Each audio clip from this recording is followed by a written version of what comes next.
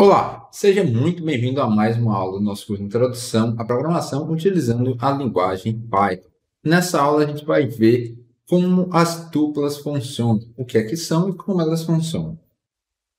Até o momento, a estrutura que a gente conheceu para armazenar uma lista de elementos foi a estrutura lista. Porém, a gente também pode armazenar elementos em tuplas e o funcionamento será muito semelhante. A diferença de uma tupla para uma lista é que em uma lista a gente vai poder alterar os elementos, e uma tupla, depois que ela for criada, a gente não vai poder mais alterar os elementos dela. Então vamos para o Google Column para a gente ver como essas tuplas vão funcionar. Então, as listas elas funcionam muito bem para armazenar um conjunto de itens que podem mudar durante a vida de um programa. Essa capacidade de se modificar é particularmente importante quando a gente está trabalhando com alguns tipos de listas. Por exemplo, listas de usuário em um site, uma lista de personagens em um certo jogo. Porém, existem alguns momentos em que em um programa a gente quer que uma lista não possa ser alterada. E as tuplas permitem fazer exatamente isso. As tuplas são listas que vão ter todas as funcionalidades de uma lista, menos as funcionalidades que alteram ela. O Python ele refere-se aos valores que não podem mudar como imutáveis. Então, a gente pode estar vendo uma tupla como uma lista imutável. Como é que a gente cria tuplas? Para criar tuplas, você vai fazer da mesma forma como você faz com uma lista, só que no lugar de colchetes, você vai utilizar parênteses. Então, nesse momento, a gente colocou 1, 2, 3, 4, 5 entre parênteses. Eu vou estar criando uma tupla de 5 elementos. Quando a gente executar esse código, no lugar da tupla vai ter 1, 2, 3, 4, 5, e o tipo desse objeto vai ser da classe tupla. Por exemplo, para definir dimensões de um certo retângulo, que a gente não quer que os lados desse retângulo se alterem. A gente pode dizer que os lados desse retângulo vão ser, por exemplo, 4 e 5. E por algum motivo, se um programador tentar alterar esse lado, por exemplo, lado, posição 0, recebendo 3, ele vai dar um erro. Vai dizer que uma tupla não vai suportar você fazer uma atribuição. Então, uma tupla, a gente vai criar uma lista de elementos e a gente não vai poder alterar os elementos dessa lista. Porém, a gente vai fazer todas as outras ações que a gente também poderia estar utilizando com listas. Por exemplo, a gente pode acessar os elementos pela posição. Então, o i vai receber os elementos do range 5, que é o 0, 1, 2, 3, e vai acessar os elementos tupla 0, 1, 2, 3 e 4 e vai imprimir. Então, a gente pode acessar da mesma forma. Primeiro elemento da tupla, elemento 0, segundo elemento, elemento 1, terceiro elemento, elemento 2 e assim por diante. Da mesma forma, da lista, na tupla a gente também pode estar acessando intervalos dela. Por exemplo, a gente pode pegar tupla 2, 4. Vai pegar desde o elemento de índice 2 até menor do que o índice 4. Então, vai do 2 até antes do 4. Lembrando sempre que começa do 0. Então, a gente tem 0, 1, 2, 3 e 4. Do 2 antes do 4, a gente vai ter 1 e 3. Um pequeno detalhe é que se a gente imprimir qual é o tipo desse intervalo, ou seja, print type tupla do 2 até o 4, o que é que a gente vai ter? A gente vai ver que esse intervalo da tupla também é uma tupla. Então, o intervalo da tupla continua sendo tupla. No print, a gente vai ver que ele vai imprimir com parênteses. Então, sempre que você vê uma lista em Python que ele delimita os itens por um parêntese, você tem que identificar que aquela lista, na verdade, é uma tupla e que você não vai poder alterar os elementos dela. Se você identificar que como delimitador dos itens é um colchete, significa que a estrutura é uma estrutura lista. Então, se a gente só alterar no lugar de parênteses para colchete, a gente vai ver que no print também alterou de parênteses para colchete e o tipo alterou para uma lista.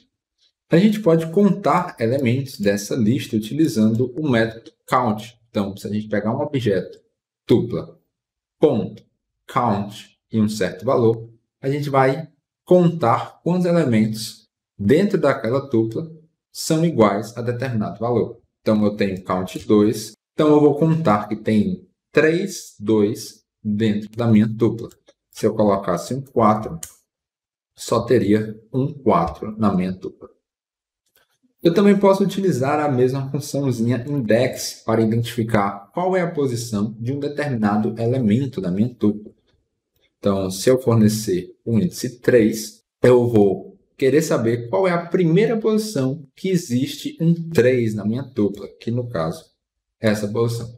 Como começa do 0, a gente vai ter 0, 1, 2, 4. Então, o 3 aparece pela primeira vez no índice 4. Se eu alterasse index para 2, por exemplo, a primeira vez que o 2 aparece é no índice 2. 0, 1, 2. Embora não seja possível a gente estar alterando cada elemento da tupla, é possível que você coloque para a variável receber uma outra tupla. Por exemplo, se eu tiver uma tupla 1, 2, e imprimir, ela vai ter aqui um 2. E eu posso colocar uma outra tupla dentro dessa variável e imprimir de novo. Então, vamos para os exercícios propostos utilizando tupla. Tente resolver os exercícios que eu vou ir resolvendo com você. Como primeiro exercício, a gente vai ter que criar uma tupla de 3 elementos, 1, 7, 2, e imprimir o maior utilizando a função max e o menor utilizando a função min. Então, pause o vídeo, tente resolver esse exercício que em breve eu estarei resolvendo com você.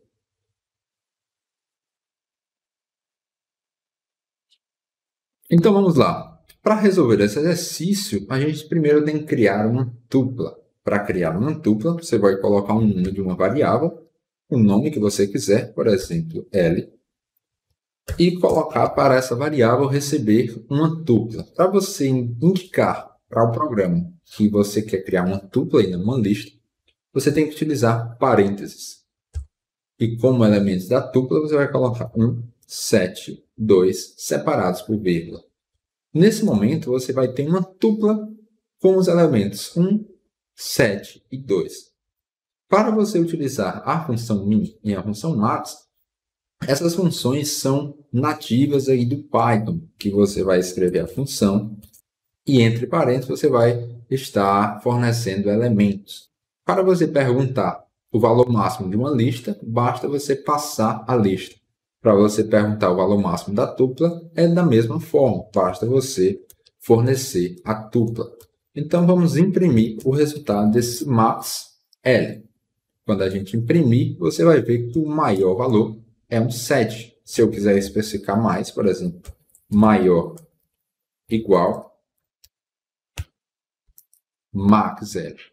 E para imprimir o menor é da mesma forma. Porém, no lugar de max, você vai utilizar o min, min L, menor valor de L. Se eu mudar, por exemplo, no lugar de 1, colocar menos 6, a gente vai ter que o menor elemento é o menos 6. Como segundo exercício, a gente vai ter o seguinte.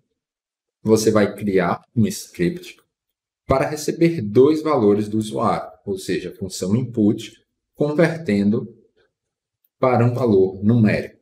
Você vai armazenar em 2 variáveis, A e B. Com essas 2 variáveis A e B, você vai criar a tupla A-B. E com essa tupla criada, você vai estar imprimindo o valor de A vezes B, utilizando os índices das tuplas, por exemplo. Se o A for valor 6, o B for valor 5, Você vai colocar o A na primeira posição, o B você vai colocar na segunda posição, e o A vezes o B vai dar 30. Então pause o vídeo, tente resolver esse exercício que em breve eu estarei resolvendo com você.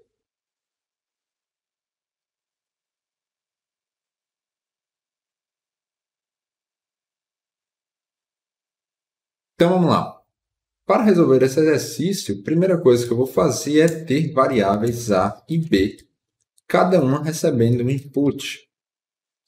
Como eu vou estar trabalhando com valor numérico, eu vou pedir para o usuário digitar um número e vou transformar esse número em um valor numérico, ou float ou int. Vou transformar em float, para o usuário poder digitar número com casa decimal. Vai digitar outro número, beleza. Quando eu executar esse código, a gente vai ter o seguinte, a gente vai digitar valores e esses valores vão para as variáveis. Porém, agora o que está faltando? Está faltando eu criar uma tupla com esses valores. Então, vou colocar tupla, ou poderia ser qualquer nome, que é o nome da variável, vai receber uma tupla. Para criar a tupla, basta eu dizer quais são os valores dentro dos parênteses. No caso, a gente vai criar uma tupla A e B. Nesse momento, eu vou ter uma tupla com o primeiro elemento sendo o valor de A e o segundo elemento sendo o valor de B. Eu vou imprimir a multiplicação. Então, tupla posição 0 vezes tupla posição 1. Quando eu executar, a gente vai colocar dois valores, por exemplo, 7 e 5, e a multiplicação de 7 com 5 dá 35. Então, a gente fez aqui corretamente o segundo exercício. Como terceiro exercício, a gente vai ter o seguinte, a gente vai ter que imprimir os três valores da tupla utilizando um intervalo. Para imprimir os três valores finais, a gente tem duas opções. Ou a gente define os três valores finais, ou a gente utiliza o índice negativo. Então, pause o vídeo, tente resolver esse exercício, que em breve eu trarei a resolução para você.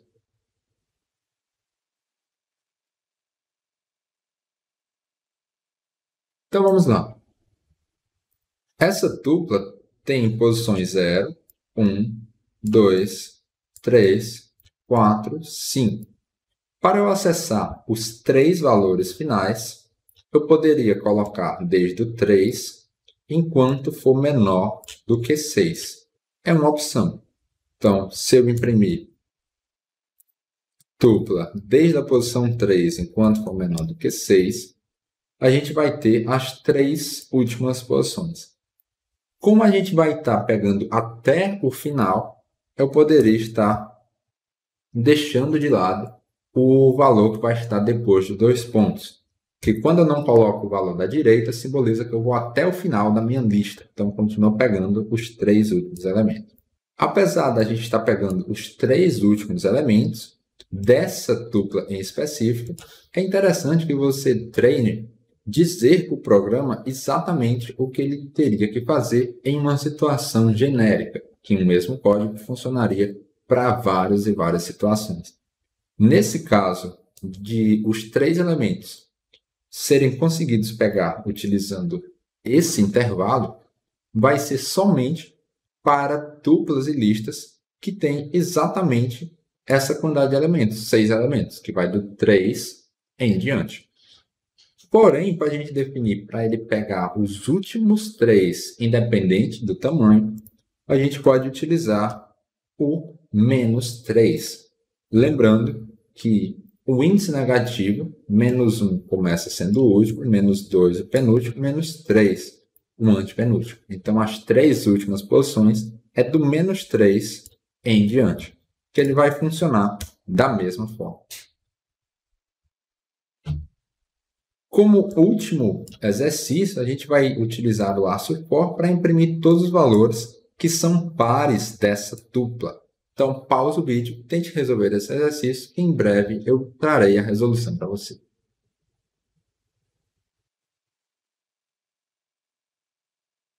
Então, vamos lá. Para resolver esse exercício, você vai utilizar um laço for. Para utilizar um laço for, você utiliza da seguinte forma. Um for, depois o nome de uma variável, no caso, vou utilizar a variável i, depois a palavrinha para dizer para cada valor i dentro de, aí você passa uma lista ou uma tupla. No caso, eu vou passar a tupla. Se a gente imprimir o i, esse for vai imprimir todos os elementos da minha tupla. Então, para cada elemento que está dentro da minha tupla, vou chamar esse elemento de i e estou imprimindo. Está imprimindo todos. Para eu só imprimir os pares, eu tenho que perguntar se i por 102 é igual a zero, ou seja, se for par, eu vou imprimir o i.